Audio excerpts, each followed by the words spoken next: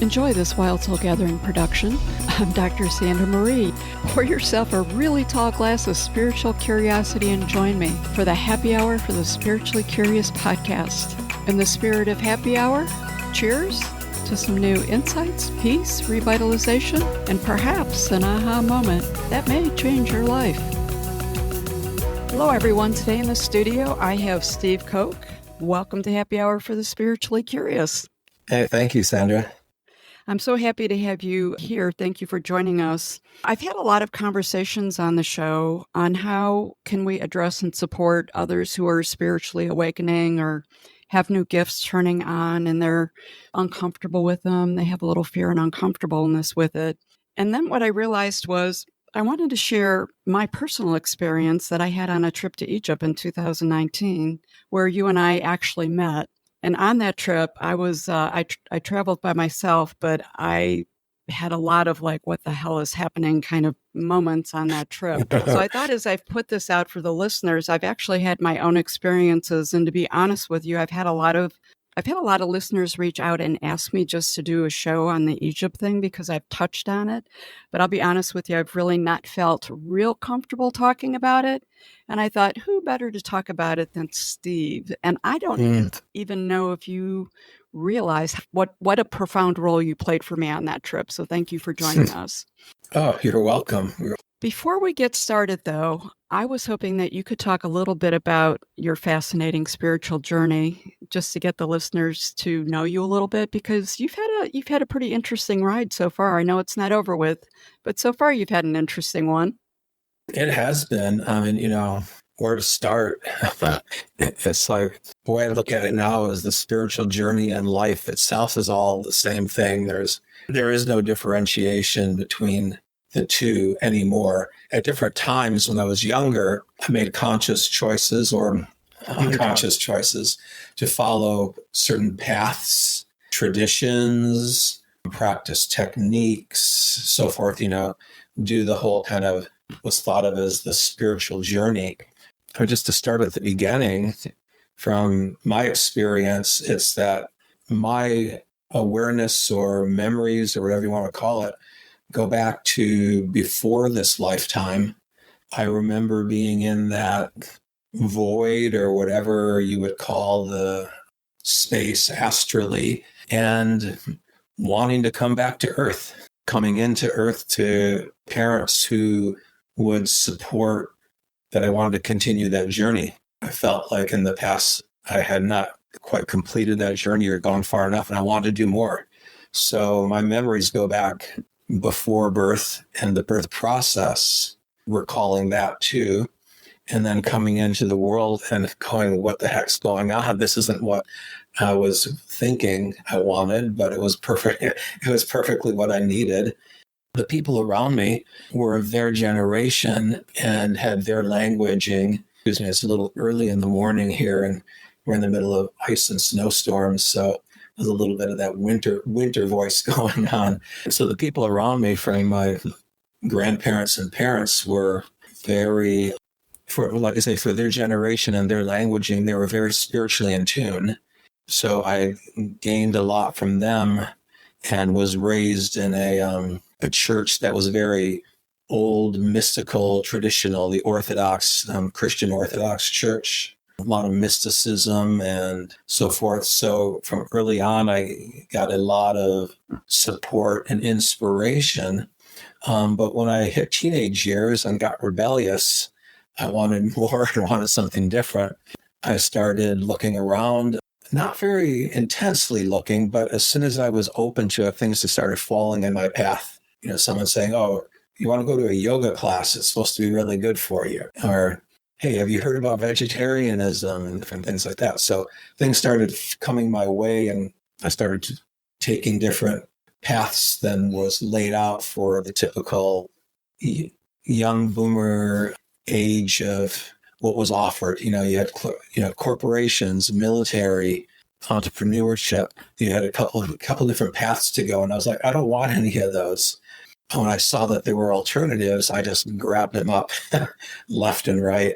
Ended up joining an Eastern religion and following that path, and felt like then I eventually eventually we grew out of that and declared myself an independent spiritual being and decided that everyone was my teacher and everything and everywhere and every moment was it. I love it. There was no place to go and nothing to search and nothing to seek out. It's all right here, and start experiencing it and take it from there. So that's kind of the path in a nutshell to where I am here today. I like it. I feel like you were sort of like that. You were a little bit before your time spiritually for what's happening in the mainstream now. I love being my own spiritual self because these are all concepts that seem to be making their way into the mainstreams. That's just such a beautiful story. So let's shift to Egypt. This will be interesting. We are also in a snowstorm and ice storm, so it's a little bit later. We're in different time zones, but when you said that, I thought I'm having the same experiences over here. So Egypt, I went to Egypt. I was very pulled to go there. I went on a tour group, a group of people. I didn't know anyone there. So they were unique individuals to me. And I remember it was probably 1 or 2 days into the trip. I texted a friend of mine and I said, I don't know about this group that I'm on this tour with. They all seem to have superpowers. It's really pretty cool, but I don't know exactly how I fit into this. And a lot of people were talking about they had also been pulled and it was something that they were looking to experience their whole life, but that they had different connections and that they felt that they had lived lives in Egypt and they were sort of coming to reconnect. And, I would listen to everyone as they talk and I thought, wow, this is really interesting, but I have none of it for me. I just knew I was supposed to go to Egypt, so this trip came up in an email. I joined in it. Didn't feel like I was really fitting with anyone or any of the rhetoric that was going on. And I felt people were, my self-talk is they're more elevated than I, but I'm here for the ride. It was fascinating. I loved it. Then the next thing that happened, there was a series of things that happened. We were in a temple. We were walking around, and I was experiencing it, and I don't remember the names of these temples, so please forgive me. You were at the temple, but there was a set of stone stairs that just went up. And you could look at the top of the steps, and it was gated closed. So you would just walk to the top of the steps. There really wasn't anything there. And I just kept staring at them, and it was like I had to walk up them. And I walked up them, and I don't remember if I had my hands on the stones on the way up. I know I did on the way down. I have actually the most fascinating pictures from it. And you stepped in behind me, and you were walking up the steps behind me. And when we got to the top, I sort of looked out through the fence and I was like, there was like a courtyard kind of thing there. And I was like, I've been here before and I've done this. And it became very surreal to me.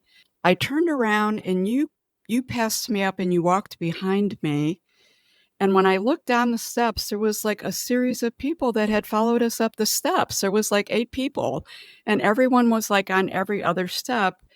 And when I turned around and I looked down at everyone, it was like everyone turned around and walked down. And I'm like, I've done this before. Like I've done this a lot of times before. Right. And you apologized and you said, I'm sorry, I didn't mean any disrespect stepping in behind you. And I don't remember how you languaged it, but the basic part of it was, I'm supposed to be behind you because I've always protected your back. And I thought, okay, no disrespect taken. But when we got to the bottom of the steps, I was so overwhelmed. I was just so overwhelmed with emotion and these remembrances. And I just wanted to walk up to you because you had walked away and grab you and say, brother, I've missed you so badly. And I'm like, where is this coming? Like, what is happening to me? And it was like, it was so real and it was so visceral. And I controlled myself and didn't do it, but I did sort of make my way to you and say, hey, I feel like we've been brothers in a past life or something. I don't want you to think I'm crazy or anything like that. Yeah. And then we had another experience. I think it was before we had this dinner. We were at a different temple, I believe, and there were big pillars. And it was like I was standing there and I could see 2 kids playing. It was a little girl and a little boy around 7 or 8. And they were running in and out of the pillars of this huge temple playing hide and seek. And I saw you off in the corner of my eye and I was like, oh my God, this was Steve and I when we were children playing hide and seek. Like, this is the weirdest thing. I don't know this man. Like, I want to share it with him, but I'm not really sure, like, how do you have that conversation, right? And that was my first, like, there's something else going on here that I've never experienced before. It was really cool, but it was really uncomfortable at the same time. But needless to say, things kept ramping up on that trip.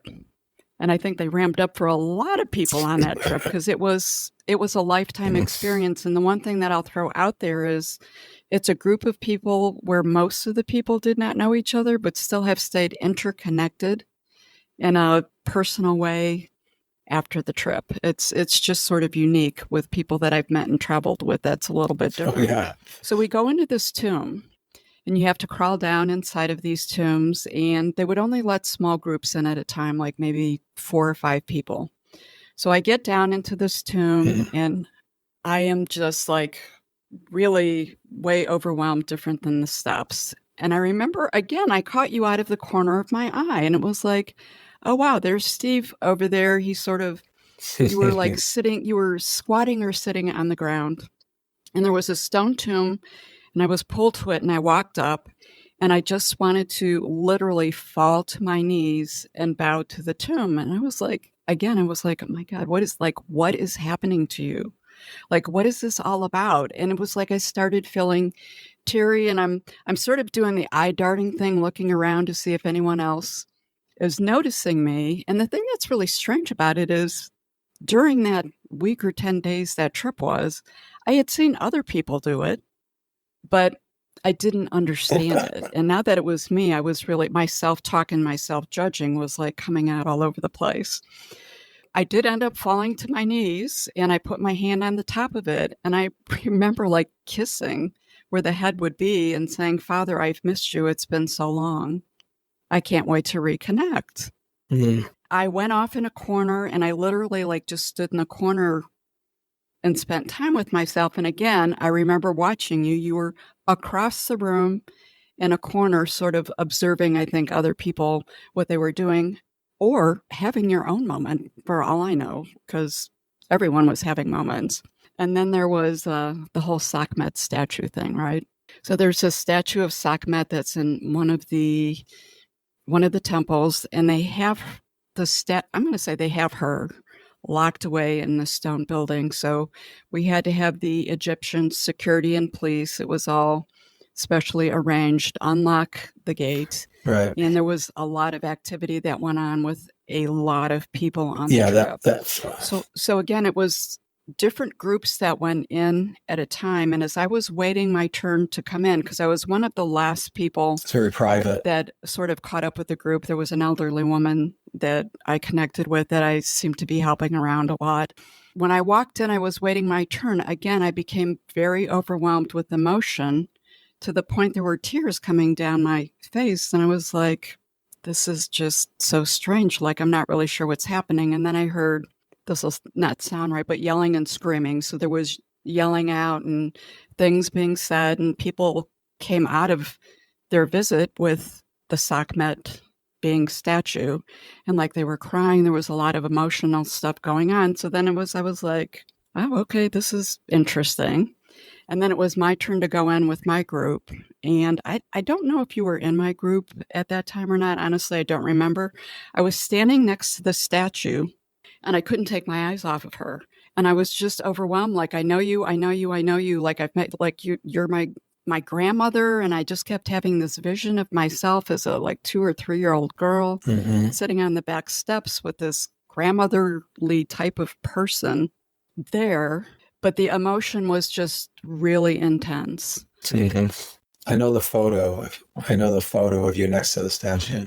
When we came out of that, it was more towards the end of the trip, but we had a few days. The part that I haven't shared it with most people, but the people who were there knew it.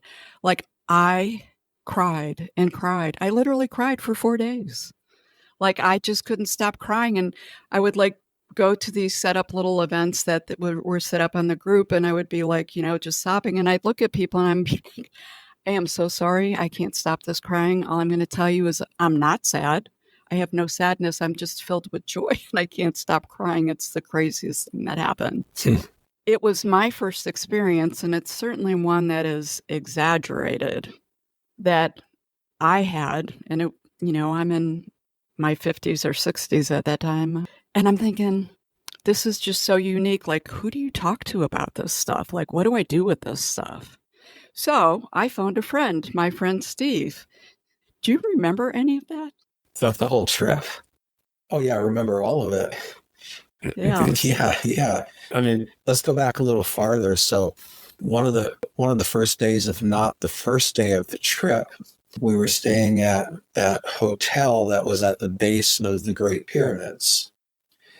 And the activity for that day, we got up early in the morning, we went to the Sphinx, which to me was very, very powerful. I was instantly started having downloads, past life downloads, total like movies playing of who I was and I'd been there before and what happened. I mean, in great detail. And so I'm like, okay, I always wanted to go to Egypt. You know, since I was a little kid, I was fascinated with the pyramids and mummies and all that. When I had the opportunity to go finally, I jumped on it because I was asked to do some presenting on this trip and to lead some meditation or talk or whatever. You know, it was pretty loose. I was just said, come along and do your thing. You know, I always wanted to go, but I had no idea why. And the first morning at the Sphinx, all the experience that was happening was just blowing my mind. And I had a lot of what people would call weird, bizarre, cosmic spiritual experiences in my life. So the everyday cosmic experience doesn't quite do it for me anymore. It's got to be something really big. And that was big, just getting the Sphinx downloads. And then we went from there over to the pyramids, and we were told, now we're going to get on the backs of camels and we're going to ride across the pyramid plateau there. And so I'm like, I'm down for this. You know, there's this camel sitting there. You climb up on top of it. And if you've never been on a camel, when they stand up, you know, you're sitting there, you climb on top, you're on the saddle. It's all, oh, this is nice. I'm up, 5 feet off the ground. All of a sudden they stand and it's like, whoa, this get elevated up very high to this high perspective. And it caught me off guard. So right away, I'm like feeling a little shaky. And some man starts leading a camel across, towards the pyramids and plodding along. And he's got 2 camels he's leading. And I'm catching out of the corner of my eye, just someone behind me, just moving along. I don't know who it is. I took my camera and reversed it and took a picture to see who's following behind me. Someone in a bunch of Cleveland Browns, gear, yeah. And it turns out, I found out later it was you when we connected later.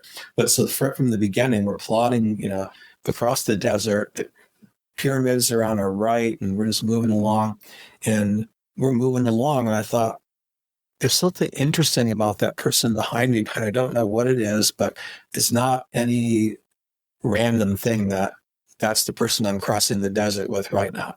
Because the earlier morning had been so meaningful, I realized, just keep eyes open because everything's going to be super deep on this trip. There's too much here. And the same with all of life. I mean, I approach every day. I go out for my morning walk every morning, and I approach it with those same eyes that I was using in Egypt. Watch for it, and it's all a cosmic experience. Watch for it, pay attention, see what's going on. But that was one of those moments where it just really hit shit. Like, wow, okay, don't slack off at all. I've become aware of you on that camel ride. And then, like you say, when we worked to that, might have been the Valley of the Kings, where we're going down on these tombs. We had to take a day trip to go out to this place where King Tut's tomb. It's a lot to say. King Tut's tomb, where that was. And there was that one that we walked down those long stairs, and they had a lot of color. A lot of paint was still on the hieroglyphics. Whereas most of the ones you see out in the open are sandstone color. And they explained to us that they all used to be painted these psychedelic colors. Like everything was painted all over, inside and out. And only the ones inside are retaining that color. And the colors were just magnificent. Being an artist, I was just like, man, the use of their color and where they got these pigments from, because all their glues are from ground lapis. These were like really amazing, like it was like looking at jewels on the wall, painted on the walls. And in that too, when that was happening, everyone left. After a while, I'm just sitting there. I just couldn't leave that tomb. Whoever it was, I felt, I know this place. I've been here before. And people are all drifting away and wandering and going back up the stairs. And I'm like, I can't leave. I'm not leaving until the guide says you've got to go. So I just kind of plopped down in the corner and was just taking it all in. And then the older woman who you mentioned that you kind of bonded with, she wanted to climb down into this tomb. It was like a stone sarcophagus, and she's trying to talk the guide into it. He's like, no one can go in there. And you were in there, and I was in there, and this older woman and one guide, and she talked him into it. And he lets her down, and she climbs over, gets into this tomb thing. And I'm feeling both amazed and protected at the same time. I'm like, okay, does she know what she's doing? And what's this guy putting her in there? She's kind of shaky on her feet. And so I'm just watching it all and meditating. And you're in there too. And then he finally helps her out. And we walk out together. And I remember thinking, there's something with this little pod of the three of us going on. We're hanging in this place and felt that connection. So yeah, I remember that in great detail. Photos help. I like that I have photos from this because they remind me of things. I've got a photo of when we're climbing out of there, and it's that guide, the older woman, and me. And we got smiles from here to here. I mean, we were lit up. We were just sparked. Our energy was just like, going, just, risen completely. And then I was in the statue. I was in that group with you, and there's a thing with photos. There's a photo of you kind of falling against the statue. I don't know if you recall that photo, and that just kind of sums it all up, because you just kind of like falling against it and just like you're so completely there, you're gone. It's like you and the statue are one, because that statue was so alive, so much energy. When I first came around the corner into that little room and saw it, my breath just stopped. I just gasped, and it just then the chairs started coming. There was something very, very powerful about that. It moved a lot of people. I remember, like you're saying, people were just coming out from small groups before us, and they're all in tears and stuff. And like, what are we going in there for? What's going on? I don't remember the order that things happened, but there were multiple connections that let you say that you were walking up those stairs towards that, black walls and a white light at the top. The stairs were worn. They had been walked for so many centuries or millennium. They had like grooves worn in them. So you had to watch your step kind of, because the stones weren't flat. And I remember seeing you walk up, and I thought, I need to follow. I don't know why, I just started following, and I started following you up. And I had no idea that other people had the same idea. They were following me. So when we got to the top and turned around and looked, and the whole stairway was full of people. And they all had their arms up on the walls. It was like, this was not planned at all. Yes. We just all fell into line there. And we're all standing there looking. That was, if I remember right, that was at the Luxor complex. Yeah. Okay. I wondered, I thought it was, but I wasn't exactly sure. And honestly, I don't even need to close my eyes. Like, that is so real to me, even to this exact moment. It's burned in here. I can feel the stone. I can see those waves that you described in it, the whole thing. It's right there. Yeah, the experiences just kept flooding over and over again. The Luxor was one of the most powerful, those tall columns you're talking about that you can run around in. So we're in Luxor on Easter on a full moon, and it's feeling pretty magical. And this whole complex there has the Egyptian temple. There's a mosque, and they say there's remnants of an old Orthodox church an early Coptic Egyptian Orthodox church. And remember, I had said that I was raised in the Orthodox church. So as soon as they said that, I was like, oh, okay, that's starting to explain things, because I was having images of myself and other kids running around playing hide and seek in that complex. We haven't talked about this. Yeah. So, and it was myself, my brother, other people. One of them obviously is you, as part of the experience. And the other was my cousin Tommy, who was like a brother to me. We all grew up in the Orthodox Church, and in Michigan, we'd run around in the Orthodox Church and play hide and seek in the altar area and all around and up in the choir thing and the bell tower and all. My brother and my cousin and I would play hide and seek there, and I'm walking around these pillars going, oh my God, we ran around here as kids. I know this as a kid. We played hide and seek. So then, like a few minutes later, literally a few minutes later, as we're walking through these pillars, the guy says, there's back at the back here, there used to be an Orthodox church. I'm like, okay. So, we're always running around Orthodox churches and playing. And I go, yeah, I know this place.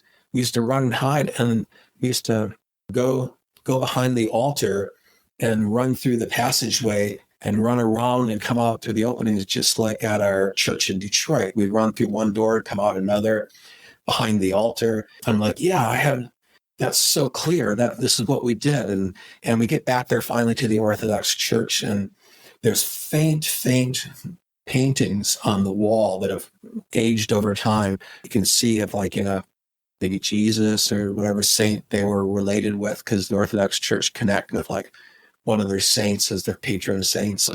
But there were paintings that were on the wall. I go, yeah, I know those icons. I know this stuff. And then we get closer, and there's the altar, and the wall is a solid brick wall. I'm like, no, we used to run in circles around here and run through there. Oh, this is just blowing it all out. I'm making this up. This is all in my mind. These aren't real memories. I'm just conjuring up a bunch of overactive imagination and so forth and so on, because this isn't the place. Because we would, run in circles around here and so forth. The guide is going on, and he's saying, as you can see here, there's like a line and there's different bricks, because this used to be an opening so the priest could walk through back in the old days. And I'm like, what? So there was an opening there. I knew there was a damn opening there. We used to run through it. And he just said, yes, it's all bricked up now, but that's where there was an opening right there. Again, it's like a reminder, always trust that when you know something, you know it, and have confidence in that when these experiences don't match up to the day-to-day rational mind, so what? I mean, have confidence that we have a gut brain. We have just as many neurons and nerve cell in the gut brain as we do in our head brain. There's the solar plexus of nerves here, and it's just not contained in one thing like the brain, but however many billions of neurons are in the brain, we've got that many right here. And so it's not wonder we have sayings like, listen to your gut or follow your gut, or when things happen, people clench here or feel it there. It's all legit, is what I'm trying to say, whether it's intuitive or logical or earth-based or cosmic. It's all legit stuff. It's really funny that we think that this is all, all these things are solid. Even our own scientific understanding is it's mostly empty space that we don't understand. The space between the nucleus of an atom and the first outer shells of the electrons is so vast that we're talking about, 99% emptiness that we don't know what's there. It can't explain what we think is solid. It vibrates so slow that our nervous system can connect with it, and our sensory organs pick things up, and brain processes it. We think, well, that is reality. Whereas, a lot of cultures believe the dream world is reality, and our waking thing is this temporary, transitory thing, and our astral spirit life just as legit. But I think it's spiritual, people talk about spiritual paths and spiritual this and that. And it's become, a buzzword and something to sell products with, it just means of the spirit. And I think we got a body, physical, we've got mind, mental energy, and we've got spirit or soul. When we dream, we're not in our body. What are we in? Or when we're meditating, or people take certain chemical substances and they open up and they connect. Anything that is of this triad of mind, body, and spirit, anything that's of spirit is spiritual. And when we practice things to connect with the spirit, one of my first experiences was as a probably preteen, listening with headphones to some very mellow music, the Grateful Dead actually, and feeling myself lift out of my body. A live recording that I did was very mellow and spaced out, and I would get very, very deep and just start floating and realize that I had a consciousness and awareness that was me, that was not the me that I thought of in my body. Okay, what is this me then? All of a sudden my body is not me. It's like, well, that was a big revelation, kind of waking up to that. And I told the guys about it later on when I worked with the dead. They're like, oh yeah, we used to do music like that on purpose, just to like send people off their body and trip them off. I go, well, it worked because that's how I learned how to meditate and astral project, and found out about that I wasn't, my awareness wasn't just locked in my body. Probably even going back farther of communicating with deceased ancestors and connecting with them through their photos. My grandmother used to have these little red votive candles with a flickering flame in it, with the pictures of all the deceased ancestors on her little altar. And I would just stare at them and, 5, 6 years old, and do some type of rudimentary meditation where I would tune in and just, it was all dark and the candles flickering, and there's these people who I'd never met, and they would start communicating with me. And they'd tell me things that were age appropriate, like, you're a good boy or whatever. I'm like 5 years old, but I felt like, wow, these beings, these who I never met, are giving me support.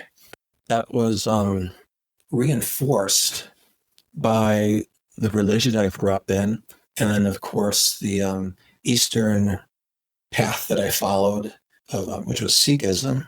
These things were reinforced as, yes, you can communicate with energy and spirits just as much as you can with another human being if you tune in and slow down and stop talking for a minute and listen. No, so I'm thinking your remembrance of the other side when you came in, like you were so far ahead of the game, because you came with a lot of memory, and then you had people around you who supported that. And you had said you had manifested specific family in this lifetime. And of course, things, I had to laugh. I was chuckling inside when you said, well, it wasn't exactly what I thought when I did it. It looks a little different. And I thought, yep, that's how this game is played, a little bit different.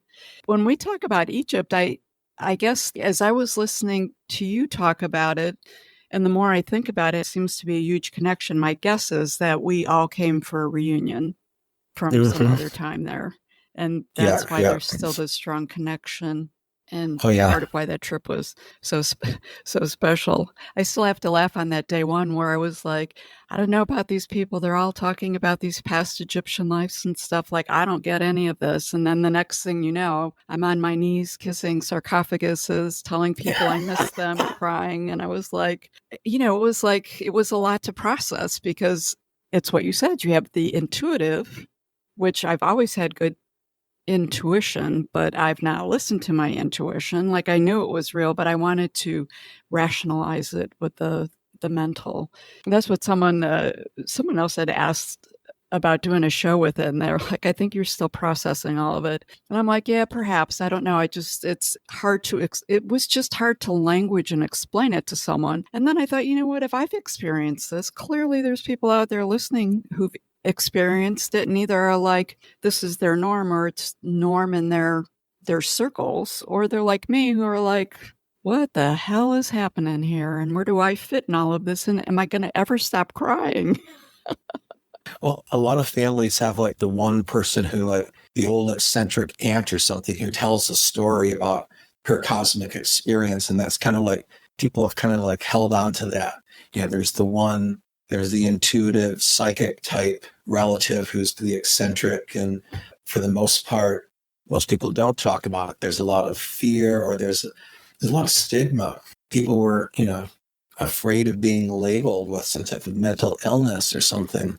So a book I wrote starts in the 1930s where a psychiatric hospital where a doctor starts realizing that a lot of people are not mentally ill. And this doctor is from India, so he has the background in spirituality, but it's 1930s America. And he starts to realize a lot of these people will be revered as like special, in tune, saintly people in other cultures, but in America we're locking them up, and so that's the premise of where it starts. And so I think there's a lot of that, a lot of hush hush. When I was growing up, there'd be a lot of whispers like, "Don't talk about this stuff," or "You only talk with certain people.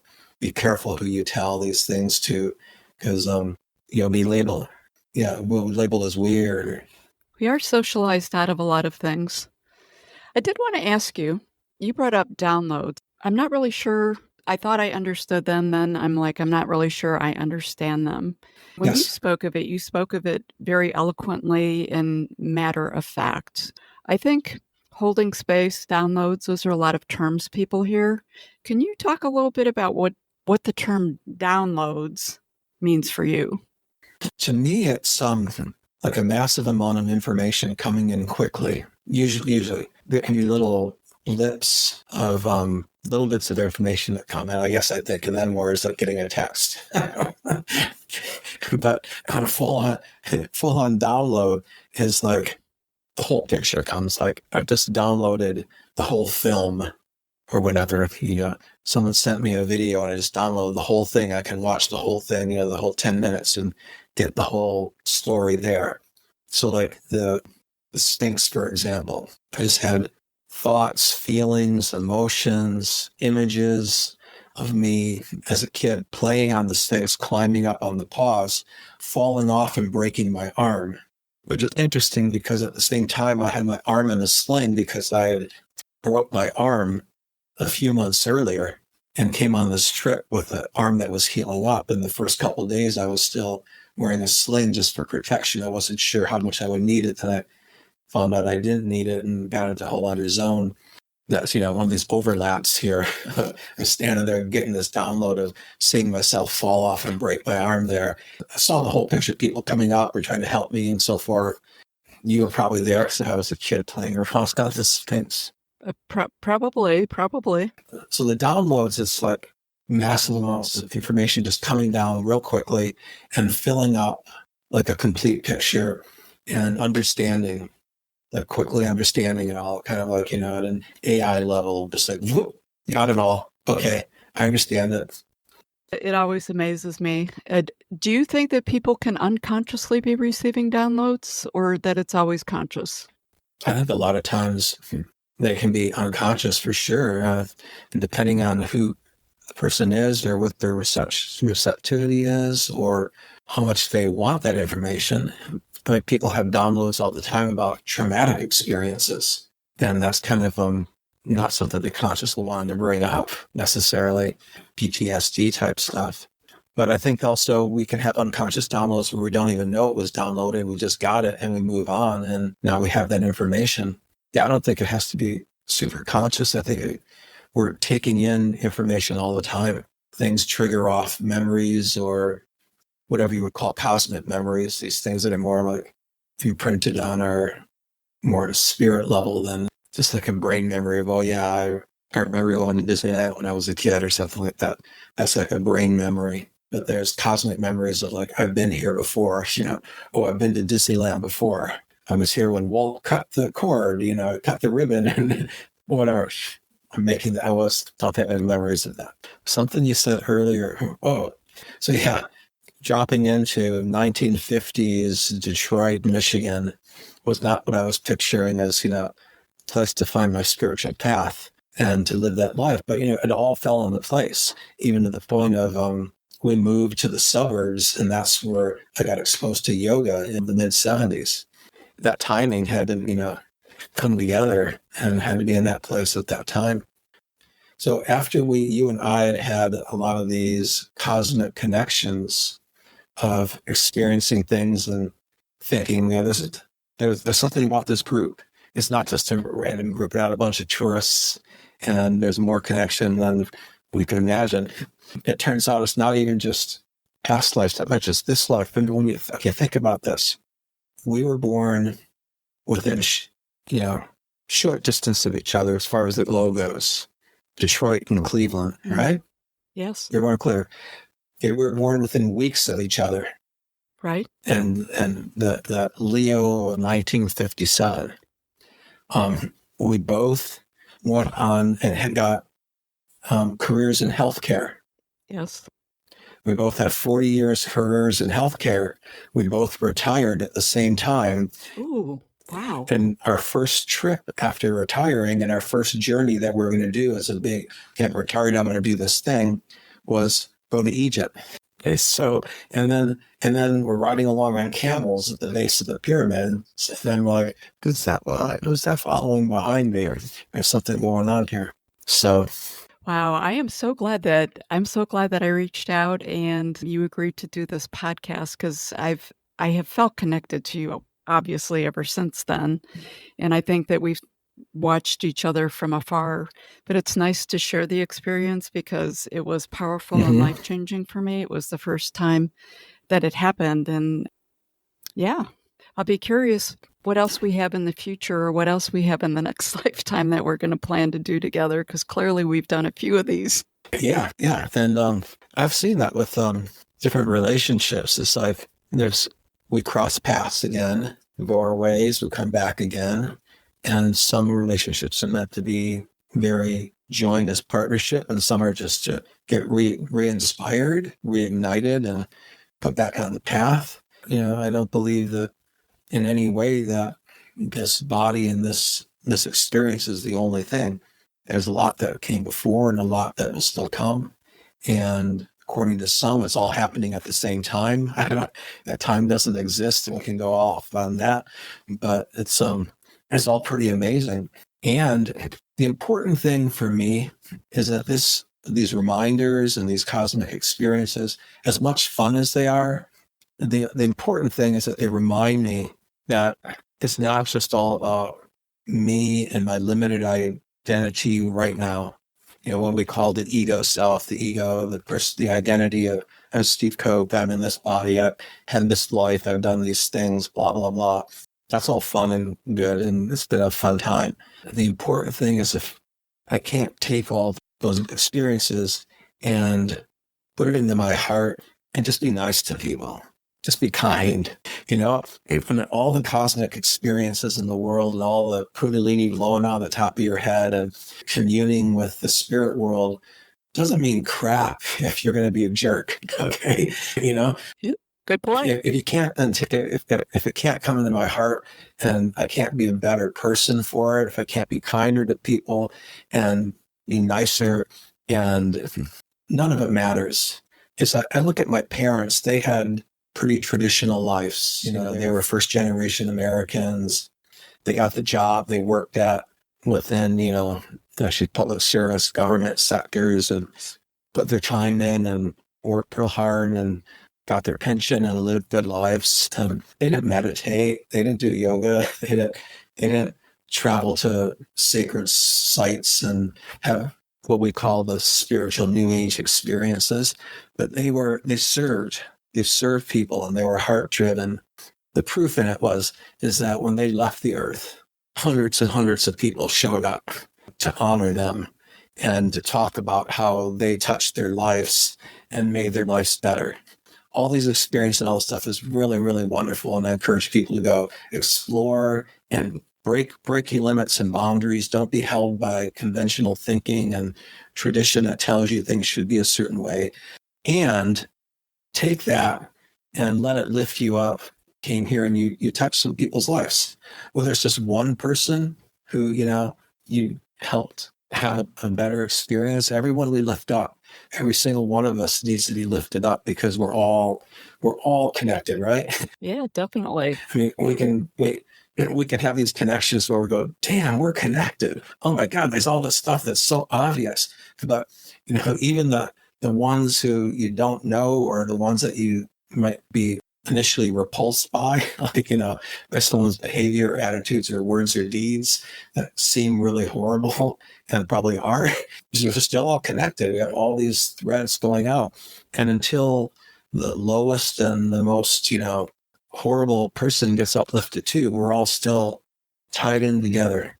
And so every time we can uplift ourselves or anybody else, it's so important. It's so important. Usually I tie things up with, is there anything you'd like to leave with the listeners? But I think you just left a rock star words to live by, right? In fact. Your thoughts on that? That was pretty powerful to me. Simple and powerful. I've never really been held back or hurt or had any loss by giving and serving. It might not look totally perfect on the outside, but, whenever I've, can give and serve and treat people with respect and kindness, it's only helped me and them and everybody. Any words I say is give and serve as much as you can. That's what I want to do. And I want to be present with every breath. The breath brings us present. Talk about yogic practices. The breath is always in the now. Breath is always in the present. So the more I'm conscious of my breath, the more in each breath. And in that moment, I'm here. And when we're here, it's pretty far out. It is. It is.